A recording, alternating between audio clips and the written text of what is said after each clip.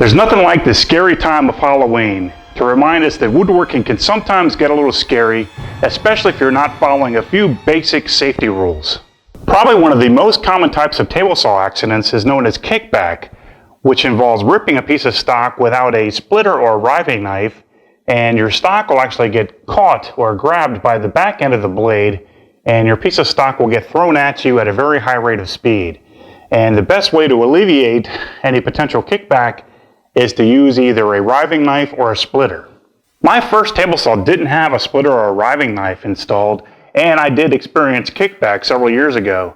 And as a reminder of that, I kept a piece of wood that was thrown at me and actually hit me in my stomach, and it was quite painful.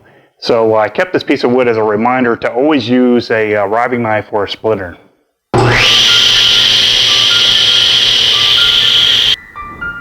Ow, that stung. The best way to help prevent this from happening is to use a push stick. I prefer to use the type of push stick that extends over top of the workpiece, as opposed to the kind that you would simply push from the back end of the work. With the push sticks that extend over top of the workpiece, it helps me feel like I have a lot more control of the work as I'm pushing it through the saw blade. Currently I have two of these types of push sticks, one heavy duty one for general use, and a thinner one for thin stock, which is made from 1/4-inch plywood. In order to help you keep your fingers away from the sharp spinning carbide at the router table, I like to always use push blocks. Aside from push blocks, another safety device that I like to use at the router table is hearing protection. Routers have the potential to put off around 105 decibels, and with extended use, it could result in hearing damage. And let's not forget what our good friend Norm Abrams from the U-Yankee Workshop used to always say: when operating power tools, never forget to wear these safety glasses.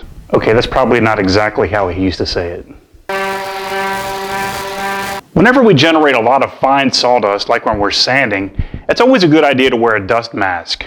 That's because some species of wood are known to be carcinogenic, and when they build up in your lungs, it can lead to some serious health problems. While we're on the topic of sawdust, let's talk about dust collection. It's always a good idea to have your power tools hooked up to some form of dust collection if you can. Unfortunately for me, I don't have one of those very large central dust collectors, but I do have one of these dust deputies that I have hooked up to a pretty good sized drum, and I usually have it attached to one of the largest sawdust generating tool in my shop, and that's my planer. Most dust collectors are prone to generating and building up a lot of static charge. Ow! So it's always a good idea to ground your dust collector. For mine, I have a piece of wire attached to one of the bolts, which is then attached to a washer, which is always on the ground to ground any static charge that builds up. So during this spooky Halloween season, let's try to keep the spookiness outside of the wood shop by staying safe.